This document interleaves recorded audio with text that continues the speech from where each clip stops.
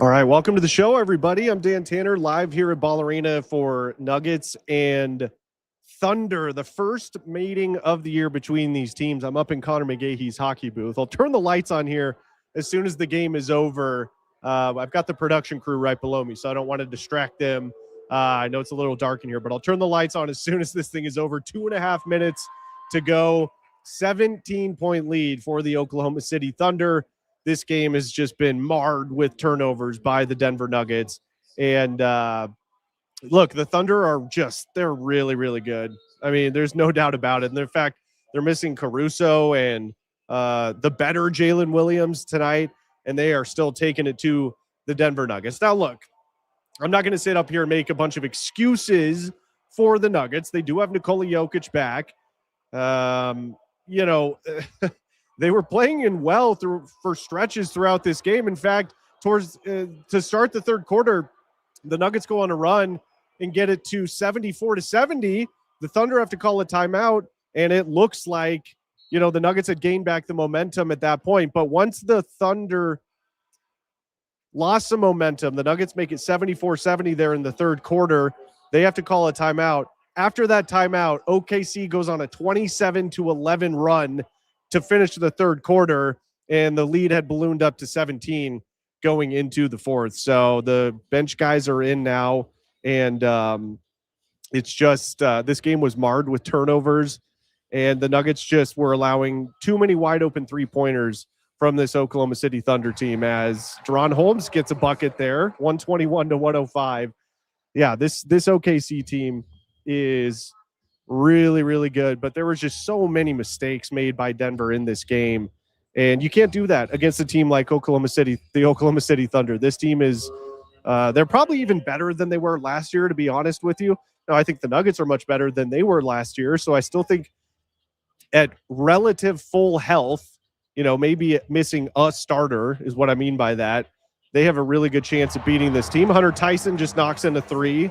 Good to see him get some run here. But, man, this Oklahoma City Thunder team is just so dynamic. Chet Holmgren, as well, has just turned into a really, really good player. He's in, year 4 now? He has developed into a true star. Shai Gilgeous, look, there were some definite questionable calls in this game tonight, and the crowd was letting the refs have it. But I thought for the most part, the Nuggets actually did okay on SGA. He's just so good at drawing fouls. He's the new James Harden of the NBA, as much as you want to maybe don't like hearing that. That's just kind of what this guy has turned into over the course of his career. So 1:04 to go here. It's 121-108. We'll hear from David Adelman. He'll be talking downstairs in his post-game press conference as Thunder just airballed it there. Look, the Thunder, credit to them. The Nuggets turnovers, they did not help themselves at all with how many turnovers they had in this game. Last time I checked, it was 16. It might have gone up since then. That was just a couple of minutes ago. But the Thunder just couldn't miss, especially in the second half. I mean, Lou Dort, Isaiah Joe, Jalen Williams, it seemed like every single time they took a three, it was going in, and Hunter Tyson gets fouled there. But I will say, those 3-point attempts, they were wide open shots. I mean, the Nuggets were not doing a great job tonight at closing out on some of their 3-point shooters. And you just can't do that against a team like the Oklahoma City Thunder. So love to get your thoughts on the game tonight. It's crazy that this is the first matchup between these two teams this season, where it's February 1st, and these are division rivals that have yet to meet until now. So we're going to be seeing a lot of the Oklahoma City Thunder the last couple of months of this regular season. And I just get a feeling that these teams are destined to meet in the playoffs. And again, I think if the Nuggets can get hopefully Aaron Gordon back for the playoffs, Christian Brown and Cam Johnson, if they can get those guys back, or two of the three, and everybody else is healthy and going, I think this team has a really good chance to knock off the Oklahoma City Thunder. But it's going to be tough. I mean, these guys are the defending champs for a reason. They are probably the deepest team in the NBA. Their front office has just done as good of a job as any front office has done in league history, at least that I can remember in my 25 plus years of watching NBA basketball. They have 1,000 first-round picks over the next couple of years. I think they have 3 first-round picks in this draft. I'll have to check that. But, I mean, what this team has done has just been honestly incredible. They trade Paul George to the Clippers for SGA. I mean, holy cow. How about a lopsided trade in that one? Didn't look like it at the time, but now it obviously is one of the better trades in NBA history. So, because SGA turned into an MVP candidate and Paul George has been a shell of himself. All right, Nuggets hit a couple free throws here. Actually got it down to a 10-point game. It's 121 to 111, but that will do it. You can hear the horn right here. And that's the horn. Nuggets fall to the Thunder 121 to 111 is your final. Let me turn these lights on here in Connor McGahee's hockey booth real quick.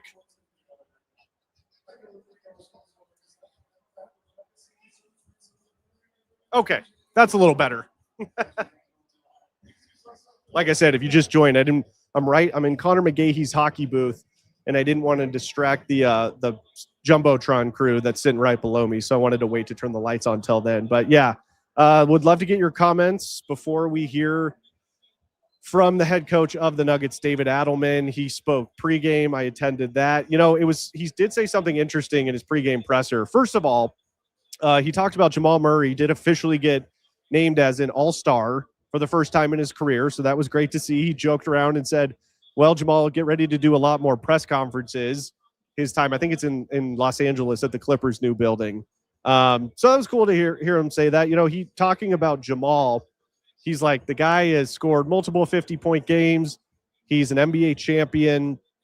You know, I can't even remember what else he said. He had a list of things that Jamal has accomplished his time in the NBA, and this was kind of the final checklist thing. Maybe first team All-NBA is the only one left to go for Jamal Murray. We'll see if he can do it. Who knows? But that was cool to hear. And then also, when asked specifically about this Oklahoma City Thunder team before the game, David Adelman, you know, was asked, like, how does the playoff series from last year really sort of factor into this year's matchup? And Adelman said, we don't even care about last year. Last year is gone. That doesn't matter anymore. And it's all about this season. The Nuggets are a different team. Oklahoma City is basically the same team, but the Nuggets have a much different team than they did last year. So I just can't wait to see how these two teams will match up if the Nuggets are healthy. That's what I can't wait to see, because when the Nuggets are healthy, in my opinion, these two teams we just saw play here at Ball Arena tonight are the top two teams in the NBA. I really do believe that. And you got to remember, Nikola Jokic still on a minutes restriction. He was okay tonight. He wasn't as good tonight as he was a couple of nights ago against the LA Clippers. Joker looked a little bit more rusty tonight. He did play 29 minutes. That surprised me, because in the previous game, he only played 25. Now, Adelman said he could have played him 2 or 3 more minutes. So, okay, that would have been 28 against the Clippers. Didn't have to play him that. But tonight he plays 29. So, okay, I guess the ramp up is already speeding up for Nikola Jokic. I was sitting courtside during Nikola Jokic's warm-up, and he looked great. I mean, he was moving really well. He was hitting, I would say, 90+% of the shots he was taking. I mean, I couldn't believe how well he was shooting the basketball in pregame warm-ups. And I've watched Joker warm up, you know, hundreds of times. And I would say that was in like the 90th percentile of Joker warm-ups I've seen as far as the amount of shots he actually hits. And I do think that actually matters. I know a lot of fans might say that doesn't matter at all, but I will tell you, for certain players, I think that does matter. Guys like Jamal Murray, I've noticed over the years, watching him warm up, if he's on fire in his pregame warm-up, he's usually due for a pretty big night. And there's been times where Jamal has struggled in the pregame warm-up and struggled in the game. So Nikola's kind of 50-50 on that. I think Joker just, it doesn't really matter for him, I guess, but looked really good in the pregame warm-up and just looked a little rusty tonight. I mean, he didn't have a bad game by any means. He was 6 of 9 shooting from the field, 16 points, 1 of 2 from 3, hit 3 of 4 of his free throws, 7 rebounds and 8 assists. But the the one thing that Joker really struggled with tonight again was turnovers. He had 6 turnovers, 1 steal. So 8 assists, 6 turnovers. He's a +2 there. The other night against the Clippers, he was much better in his assist to turnover ratio. So again, that's just, I've always said the one area, where I think it's fair to criticize Nikola Jokic is he turns the ball over too much. I think he even would tell you that. And when he's turning the ball over, it tends to lead to the team having a higher propensity to turn the ball over more. So definitely want to try and see him get that cleaned up a little bit. Peyton Watson, I thought was phenomenal tonight. I mean, he was the best player on the floor for the Denver Nuggets, and that's a pretty rare feat when Nikola Jokic is out there that you say a different Nugget was the best player on the floor for the Nuggets at least. Peyton had 29 points tonight on 11 of 17 shooting from the field. So super efficient shooting night. 5 of 7 from 3, 5 rebounds, 3 assists, did have 4 turnovers, had a steal and a block as well. But, you know, he was a -9, and the starting unit was all in the minus. In fact, Spencer Jones had a rough night. He was -22. He only took 2 shots, hit both of them. They were both 3-pointers, but just struggled defensively tonight. Like, the Nuggets as a team, I thought really struggled defensively tonight. Too many mistakes. They weren't closing out on the 3-point attempts nearly fast enough. So, yeah, this is it was good that the Nuggets got this game out of the way now. And what I mean by that is hopefully this is a game where Adelman and the coaching staff can really get to work on exactly how they want to attack and defend this Oklahoma City Thunder team. Because, like I said, he said it in his pregame press conference, this is a different Nuggets team than last year. So the way that that Adelman schemed and coached up this Nuggets team last year is going to be different than it is this year. I mean, God, it was great to see Jonas Valanciunas be able to come in after Nikola Jokic to bang bodies with Chet and Isaiah Hartenstein. They didn't have that last year. They didn't have Peyton Watson playing at the level he is right now. They didn't have the weapon off the bench, the sharpshooting 3-pointer artist in Tim Hardaway Jr. So this was, I would be surprised if the Nuggets struggle as much defensively in the next matchup against the Oklahoma City Thunder.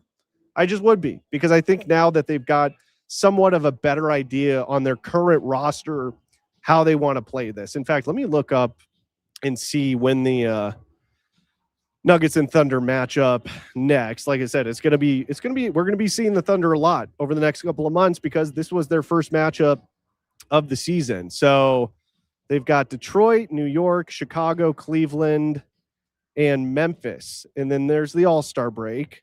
They'll see the Thunder again at the end of this month, February 27th. And then they'll play that's in Oklahoma City, I believe. Yes, in Oklahoma City. Then they're back in OKC March 9th. And then they will finish against the Thunder on April 10th here at Ball Arena. So we won't see the Thunder back here for close to 2.5 months here at Ball Arena. But yeah, that's, over the next 2 months, the Nuggets are going to see this team a lot. And like I said, I really hope that this loss tonight showed them something with their new roster that they can utilize moving forward. And again, don't you just get the feeling that these teams are going to meet in the playoffs? It just feels almost inevitable that these teams are going to meet up again in the playoffs. And like I said, I really do feel this way. When the Nuggets are healthy, I think they are just as good as the Oklahoma City Thunder and who else in the West has a better chance of taking down the Thunder in a 7-game series in the playoffs? Honestly, like, okay, the Spurs are good. Yes. Wemby's great. I still think they're too young and inexperienced. Houston's good. Still too young and inexperienced. So I do think a healthy Denver Nuggets team is still the biggest threat to the Oklahoma City Thunder to get out of the Western Conference. And I think Oklahoma City knows that. So it's just, this team, like I said, they are so deep. They're so good. They didn't have the better Jalen Williams in tonight. Now they have 2 Jalen Williams. The lesser of the Jalen's played tonight, but he was really good. I mean, he's a good player. And their other Jalen Williams, who torched the Nuggets in the playoffs last year, was out tonight along with Alex Caruso. So, the Thunder still have a couple weapons up their sleeve as well. But again, let's just keep in mind before we overreact to this loss to OKC that the Nuggets are still missing 3 of 5 starters. 3 of 5 starters. And, you lose by 10. The score really doesn't indicate this was kind of a blowout, to be quite honest with you. The Nuggets made a little bit of a run there in the fourth. The Thunder only scored 20 points in that fourth quarter. The Nuggets scored 26, but it really was that third quarter that doomed the Nuggets tonight. They just turned the ball over way too many times. They weren't closing out on the Thunder's 3-point attempts, and credit to OKC. They were knocking them down. Every time they shot a 3 tonight, it felt like it was going in, but these were wide open shots. And again, these are things that are correctable. These are things that David Adelman and the coaching staff can work on in film study, in practice. So I would be really curious to see, if the Nuggets are able to be better defensively, specifically when when these guys face off again. So, all right, let's get to some of your comments here. I'm just waiting for Adelman to speak, waiting for DMAC to post some of that stuff, and we'll take a look and see. Be interested to see what Adelman's thoughts on the game were tonight. I would bet my next paycheck he's going to talk about 3-point defense and turnovers at some point. We'll see if he does. All right, let's see here. Honcho, OKC is too damn good. They're really good. I mean, there's no dancing around that. But again, I will remind everybody, when the Nuggets are healthy, I think they are the biggest threat to the Oklahoma City Thunder in the NBA. I think the Nuggets are the best team. The team that has the best chance to knock off the Oklahoma City Thunder is the Denver Nuggets if they're healthy. But that's a big if. This team has a lot of health question marks. So we'll see. Let's see. CP says they couldn't miss either. Yeah. Yeah, they couldn't miss. But again, part of that I put on the Nuggets because they were not good closing out on 3-point attempts tonight. Period. They just weren't good at closing out. And this is an issue I've been talking about for years with this team. That's been one of their Achilles heels, is closing out on 3-point shots and their 3-point defense. They aren't very good at it. Now, this year they've been much better. But tonight it almost was like they reverted back to the Nuggets of the last couple of years. That's at least what it looked like. So we'll see if they can get better at that, as they watch the film and get some of their starters back. All right, CP also says last couple of months the schedule is going to be tough. Yeah, no doubt about it. Now, hopefully the Nuggets can get Cam and Christian Brown back. By the way, Adelman pregame also did say he still expects both Cam Johnson and Christian Brown to be back before the All-Star break. Boy, would that be huge for this team. So Aaron Gordon's going to be, he might not play till April. I'll just be honest with you. That's at least what my my expectations are. Now, if he plays middle or the end of March, great.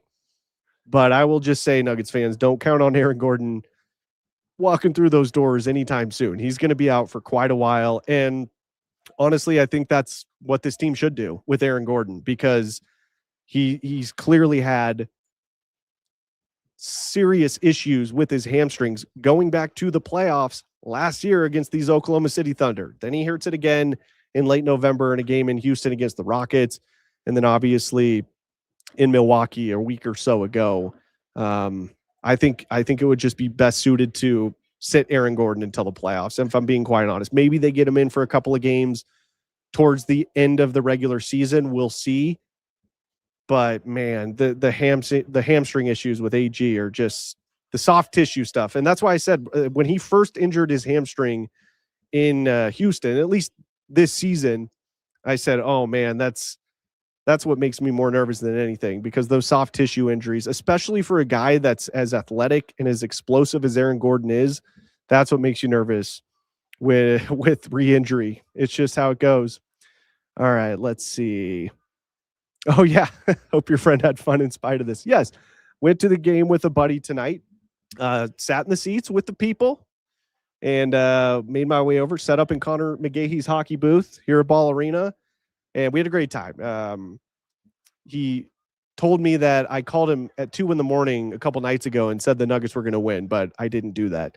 But no, it was a great time. The crowd was electric in here tonight. It really was. In fact, that third quarter run that the Nuggets had to get it to 74-70 was insanely loud. And that's why it was so surprising what the Thunder were able to do after the Nuggets went on their run to make it 74-70, timeout OKC. And this is, beginning of the third quarter, roughly. OKC goes on a 27-11 run to end that third quarter. I mean, that was a well-called timeout. No doubt about it by OKC, because they shut that momentum down. And the Nuggets just couldn't recover after that, unfortunately. All right, let's see here. Get to more of your comments. This is always an interesting one. Would rather suffer a beatdown versus a close game. Yeah, I mean, I get what you're saying. I get what you're saying, because in a close game, it gives you hope, right? It's funny because this really, if you just look at the score, this doesn't look like a beatdown. They lost by 10, but this was a blowout. I mean, it really was. Once they went on the 27-11 run to end the third quarter, this thing was over. It was like a 17-point game at that point. Nuggets went on a mini run in the fourth quarter with the bench guys in, with Oklahoma City's bench guys in. So the score was definitely closer tonight than the game actually looked like. All right, let's see here. Played like Ish tonight. Can't tell if that's a play on words or if you're talking about Ish Smith, former Denver Nugget, NBA champion Ish Smith. Yeah, look, the Nuggets, they did not play well. Okay, they turned the ball over way too much. The offensive rebounding issues were back, which was weird because with Big Val and Joker back, I would expect that to get better. Let's see what the rebounding. Actually, the rebounds were tied tonight, 39-39 in the rebound department. So they didn't lose the rebound battle, but they lost the offensive rebound battle 12-8. And there was just too many second chance points opportunities for the Thunder. And that was one of the Nuggets issues. That's been an issue all year. And then there was 18 turnovers to 13. OKC scored 19 points off of those turnovers, and the Nuggets scored 8 off of their 13 turnovers. So 19-8 in conceded points off turnovers that the Thunder won by 11 points. And guess what? This was a 10-point game. There you go.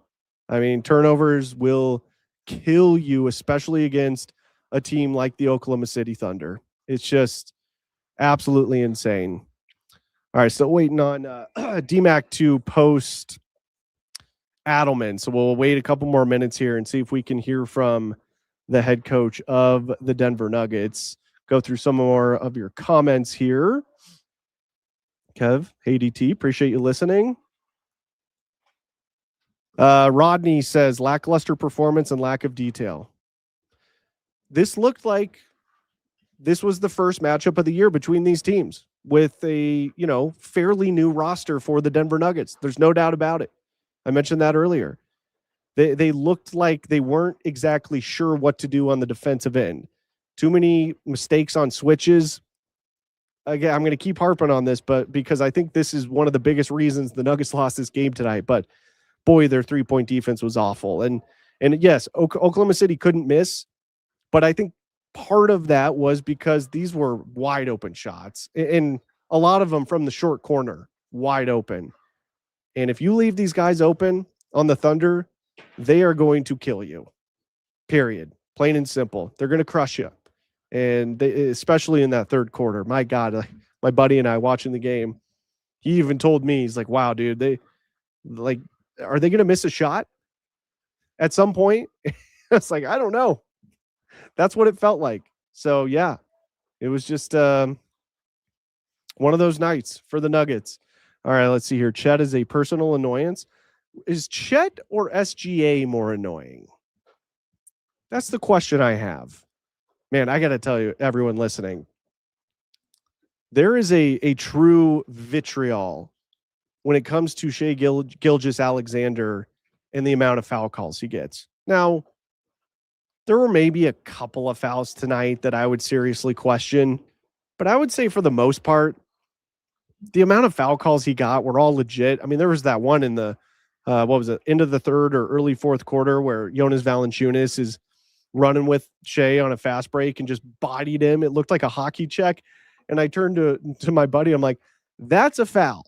Like that, you can't argue with that one. How many times did Shea get to the line tonight? He was 11 of 13. Okay.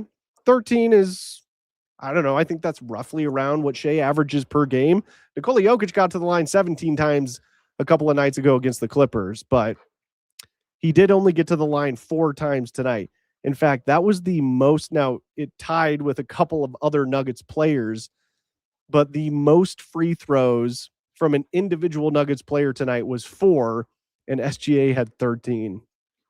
Crazy. So the Thunder were 22 for 27 from the line, Nuggets 17 to 24. So if you want to just look at total free throws, the Thunder only had 3 more free throw opportunities. I thought, the refereeing, I criticized it the other night because I thought it was atrocious, but I thought it was, for the most part, pretty good tonight. They're showing the Peyton Watson dunk over Chet Holmgren right now on ESPN. That was an awesome play. So positive for tonight. Again, Peyton Watson, this is not a run he's on or sort of a fluke that he's doing. This guy, this is who he is. I've been saying this over the last couple of weeks. They've got to figure out a way to keep Peyton Watson. They have to figure out a way to keep Peyton Watson because he was the best player on the floor tonight. Period. For the Nuggets, he was the best player on the floor tonight, and I thought he was really the only dominant player for this team all game. So they've got to figure out a way to keep him. All right, Adelman is up. So let's go ahead and hear from the Nuggets head coach after the Nuggets fall to the Thunder by 10. He was really efficient tonight, 11 for 16, and he gets to the line 13 times. You can't give him both. And then on the flip side of that, if you're going to bring people, rotations have to be cleaner. He ends up with 13 assists. So he got everything tonight. They did as well with all these matchups that they bring you into. So we'll be better next time we play him. We just have to look at the tape and just do what we want to do, which I think was the right things, but do them better. We just didn't do it well enough tonight, not to mention 18 turnovers. Kind of what I was talking about. Got really lucky with the second chance points. They had a lot of offensive rebounds early in the game. I'd only get 5, so they're 2 for 11 those chances. But just a lot of areas we can be a lot better. David, on the turnovers, your guys' identity with Joker is so strong, but is there going to be a period of time here where you guys kind of have to get reacclimated playing off of him? Yeah, I think so. I also think after a while, I felt like we were forcing things instead of just, finding the open guy. We still made 16 threes, 16 to 35. In my personal opinion, I think we could have shot 50 and they all would have been good ones for the most part, the way they guard. And a lot of that is because of Nikola. They're all in. Their whole team's guarding him. And, it's a night-to-night thing with how they're allowed to guard him as well. He shoots 4 free throws. There's a lot of contact everywhere. Their best guy shoots 13. So we just have to play through the contact. The guys said in the locker room, just have to have a more physical mindset from the beginning, and test those waters as best we can. Nicole seemed a little bit frustrated with some of the physicality that was going back and forth with Isaiah Hartenstein and Jalen Williams. Just what do you make of this is a thing that also popped up against OKC last year where he's getting really frustrated with some of these calls. Is he hyper-fixating on it a little bit too much, or are these fouls? I mean, the refs call the fouls. I don't. So I don't know whatever they see is what they call or don't call. We talk about people owning their spot and all those kind of things. It's just you have to play through that stuff, obviously. That's not why we lost the game. But night to night, big guys are officiated different than small guys. It's just the truth. It's different quadrants of the court are called differently, but we have to react to that. And, if I have to get him more catch and shoot or whatever it may be, I'll do it. But that's just how it is, and it's the next game will be different, different people that see the game in a different way. And like I said, that has nothing to do with the outcome tonight. They beat us. We weren't good enough. We weren't detailed enough. And I know we can be a lot better, regardless of minute restrictions and who's back and who's not, and all those things. They have guys out as well, so give them credit. It was a stretch in the second quarter where you guys were sort of just staying in the game, and it felt like there were some missed opportunities to really make a push at it. Yeah. Some transition missed opportunities in there. Just what did you kind of see as far as the organization of trying to get into offense, whether it was playing fast or trying to slow down in that stretch? I mean, I thought Jamal got really good looks. We missed some wide open shots. And in transition against that team, it's hard to score. Like they're very athletic. They get back. They have shot blocking. Third quarter is the same way. I think we cut it to 3. And they make it tough on you. This is historically good defense. We had 29 assists in this game. You can't have 18 turnovers. Just 18 times you're not shooting the ball is inexcusable in a game like that. It makes it really tough. But no, I had no issue with our offense. I mean, like I said, 29 assists, made 16 threes. Just the turnovers were poor.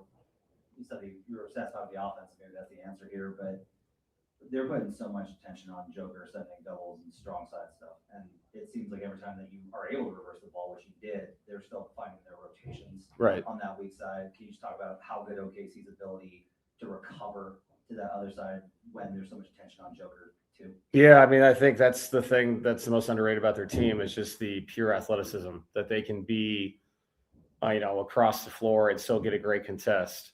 I also think, you have to be very efficient with how you pass the ball, and you got to be confident to shoot it when you get a chance. We figured that out last year in the playoffs against them.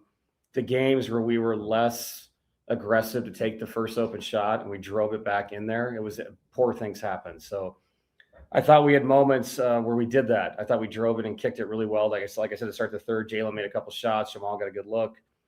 We stretched their defense. And I just thought we were playing a lot more downhill as opposed to, I would say, the other 3 quarters combined. So just a lot to get better at. Guys didn't have great nights that have been absolutely incredible as of late. And that's going to happen in the NBA. And if you play a good team like that and you don't have your top tier game going, you're going to get beat. Peyton obviously was the bright spot for you guys. Did a lot of stuff on the second side with Jamal. Is this kind of how you were envisioning him fitting in with the full healthy group? Yeah, just trying to get him to a strong hand as best we can with some movement. Pate's got the ability to get downhill. He shot the ball well tonight as well, 11 for 17. He made 5 threes. And I think the next step for Pate, like you're talking about, is with the way the paint was packed, him trying to create corner threes just off his ability to get in that paint. And if it's a Hartenstein or it's Holmgren stepping up and somebody has to crack back on a roller, there's somebody else open. And I think that'll be the next layer of his game. But yeah, Pate was really good. He competed, did his best to guard Shea, get through all those screens and all the actions that just basically just a million pick and rolls with a million different people. So yeah, Pate's effort was awesome, as it has been. Okay, so there is Nuggets head coach David Adelman's comments after the Nuggets fall to the Oklahoma City Thunder, 121-111 is your final here at Ball Arena. It's kind of what I mentioned before we heard from Coach. He said, look, we're going to look at the film. We'll be better the next time we play these guys. I fully expect the Nuggets to play this team better, specifically on the defensive end, the next time these teams play. Again, this is a pretty new Nuggets roster compared to what they had last year in the regular season and into the playoffs when they faced off against these Oklahoma City Thunder. So Adelman seemed like he was pretty confident that this team could rebound the next time these teams match up. I mean, we'll see. But yeah, I kind of share that with Coach Adelman as well, that this team will be able to rebound and play much better against this team. It just didn't seem like they had a great game plan going into tonight.